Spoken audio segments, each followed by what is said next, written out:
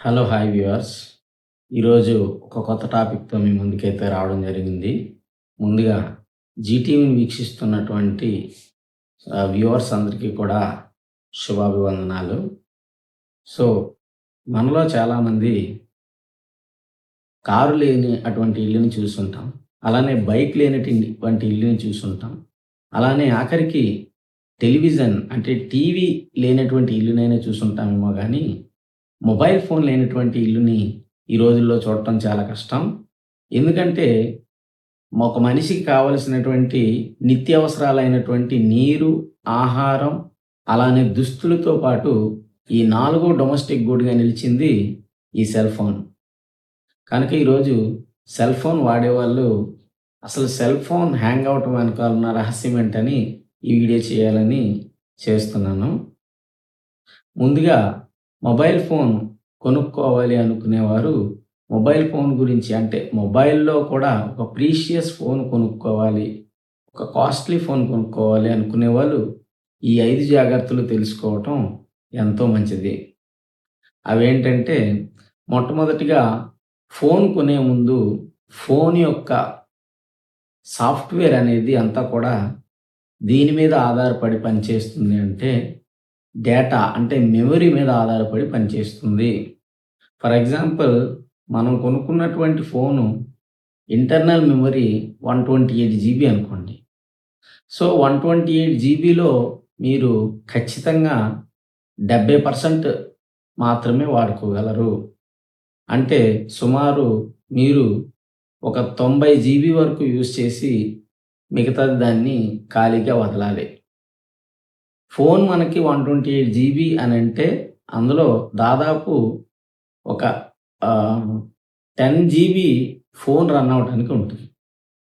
మీకెలా చెప్పాలంటే ఎగ్జాంపుల్ మనం తిన్న తిండి ఒక కొంత ఖాళీ ఉంచుకొని ఎట్లయితే ఆహారం తీసుకుంటే హెల్తీగా ఉంటామో, అట్లానే సెల్ యొక్క మెమరీ అండ్ మొబైల్ ఫోన్ యొక్క మెమరీ మీరు కూడా కొంత ఖాళీ ఉంచటం అనేది దాని పర్ఫార్మెన్స్ మీద బేస్ అయ్యి ఉంటుంది. మనం ఎట్లయితే ఫుల్ జీబీ అంతా నిండిపోయేదాకా ఫోన్‌ని వాడామంటే ఖచ్చితంగా అది ఇంటర్నల్ పర్ఫార్మెన్స్ చేయలేక హ్యాంగ్ అయిపోతుంది. ఇక రెండవది బ్యాటరీ. పవర్ సిస్టమ్స్ అనేవి ఖచ్చితంగా మనం బ్యాటరీని ఒక పొదుపుగా వాడుకోవడానికి ప్రయత్నించాలి. ఫస్ట్ వన్ అందులో ఏం చేయాలంటే బ్యాటరీని ఎప్పుడూ కూడా ఫుల్‌గా ఛార్జ్ చేయకూడదు. సో, ఒక 90% టు 98% వరకు అంటే మాక్సిమం లెవెల్ 98% వరకు మాత్రమే ఛార్జ్ చేయాలి. మూడవదిగా ఛార్జింగ్ పెట్టే స్థలాలు. మనం ఛార్జింగ్ పెట్టేటప్పుడు ఆ ఛార్జింగ్ ఫోన్‌ని ఎటువంటి రేడియో యాక్టివ్ డివైసెస్ పక్కన కూడా ఛార్జింగ్ పెట్టకూడదండి. అది ఏమిటి ఆ రేడియో డివైసెస్ అంటే ఎగ్జాంపుల్ మనం ఛార్జింగ్ టీవీ మీద పెట్టకూడదు. అట్లానే ఛార్జింగ్ అనేది ఫ్రిడ్జ్ మీద ఫోన్ పెట్టకూడదు. అట్లానే మైక్రో ఓవెన్ మనం వండుకునేటటువంటి మైక్రో ఓవెన్ పక్కన కూడా ఫోన్ అనేది పెట్టకూడదు.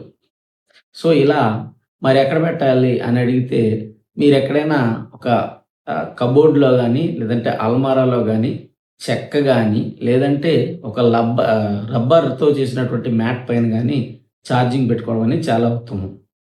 ఇక మూడవదిగా అసలైన పాయింట్ ఏంటంటే మన యొక్క మెమరీ ఫిల్ అయినప్పటికీ, ఎంప్టీగా ఉన్నప్పటికీ కూడా ఫోన్ హ్యాంగ్ అవుతుంది అంటే, దానికి గల ప్రధానమైన కారణం కుకీ అండ్ క్యాచీ డేటా. ఈ క్యాచీ డేటా అనేది అప్లికేషన్స్ రన్ అవుతున్నప్పుడు డెవలప్ అయ్యేటటువంటి సెకండరీ మెమరీగా పరిగణించవచ్చు. ఈ సెకండరీ మెమరీ అనేది ఎక్కడుంటుంది సార్? మనం ఎలా డిటెక్ట్ చేయాలి అనంటే, ఇప్పుడు వీడియోలో మీకోసం అదే చూపిస్తున్నాను. చూసి మీ ఫోన్‌ని ఫ్రీ చేసుకోండి. సో, ఫోన్‌లోనికి వెళ్ళిన తర్వాత మనం అప్లికేషన్‌లోనికి వెళ్ళాలి. వెళ్తే గూగుల్ క్రోమ్‌లోనికి వెళ్ళినప్పుడు మనకిట్లా వస్తుందండి. ఈ రైట్ సైడ్ మీకు పైన కార్నర్‌లో కనిపిస్తున్న 3 డాట్స్ కొడితే హిస్టరీ అని కనిపిస్తుంది. ఆ హిస్టరీలోనికి వెళ్ళాక ఈ పైన కనిపిస్తున్నటువంటి చూసారా డిలీట్ బ్రౌజింగ్ డేటా దాని దగ్గరికి వెళ్ళి మీరిక్కడ చూసినట్లు వాటికే టిక్ చేయండి. ఎందుకంటే ఇక్కడ సేవ్డ్ పాస్వర్డ్స్ కానీ అవి కొడితే పోతాయి. అట్లానే ఇక్కడ మనకి ఎంత కావాలో అన్ని రోజులు మనం డిలీట్ చేసుకోవచ్చు. కానీ ఆల్ టైమ్ పెట్టి డిలీట్ చేస్తున్నాను నేనిప్పుడు. సో, ఆటోమేటిక్‌గా డిలీట్ అని కొడితే అది కొంతసేపటికి తీసుకొని ఫుల్‌గా మన క్యాచీ డేటా అనేది డిలీట్ చేయడం జరుగుతుంది కంప్లీట్‌గా. అయిపోయింది. అంతేనండి. బ్యాక్‌కొచ్చేసేయడమే. ఇది గూగుల్‌లో ఉన్నటువంటి డేటా క్లియర్ చేయటం. సో, ఇదండి ప్రాసెస్. మీ ఫోన్‌ని ఎప్పుడైతే ఇట్లా గూగుల్‌లోనికి వెళ్ళి హిస్టరీ క్లియర్ చేయాలి. అట్లానే అప్లికేషన్స్. ప్రతి అప్లికేషన్స్‌కి కూడా దాని యొక్క ఇండిపెండెంట్ స్టోరేజ్ అనేది ఉంటుంది. ఆ ఇండిపెండెంట్ స్టోరేజ్‌లో మనకి అవసరమైనటువంటి స్టోరేజ్ ఏది? అవసరం కానటువంటి క్యాచీ స్టోరేజ్ ఏంటో డిటెక్ట్ చేసి దాన్ని కూడా మనం రిమూవ్ చేయడం వల్ల ఆ అప్లికేషన్‌ని సమర్థవంతంగా నడిపించే వాళ్ళం అవుతాం. ఇప్పుడు అప్లికేషన్ యొక్క డేటాని ఎట్లా రిమూవ్ చేయాలి? అవసరమైన డేటా మాత్రమే ఉంచుకొని అనవసరమైన డేటా ఎట్లా తీయాలో ఈ వీడియో చూసేయండి. సో, మళ్ళీ మనం ఫోన్‌లోనికొచ్చేసి మనకున్నటువంటి అప్లికేషన్స్‌లోకి వెళ్తే ఇక్కడ రైట్ సైడ్ నేనైతే వాట్సాప్ చేస్తున్నా అండి. ఆ అప్లికేషన్ పట్టుకొని ఉండాలండి. మనం ఏ అప్లికేషన్ డేటా అయితే రిమూవ్ చేయాలనుకుంటున్నామో క్యాచ్‌ది అది పట్టుకొని ఉన్నట్లయితే మీకు ఇట్లా చూపిస్తుంది. సో, మీకు కిందకొచ్చేసరికి మోర్ ఫ్యూచర్స్‌లోకి వెళ్ళిన తర్వాత యాప్ ఇన్ఫో.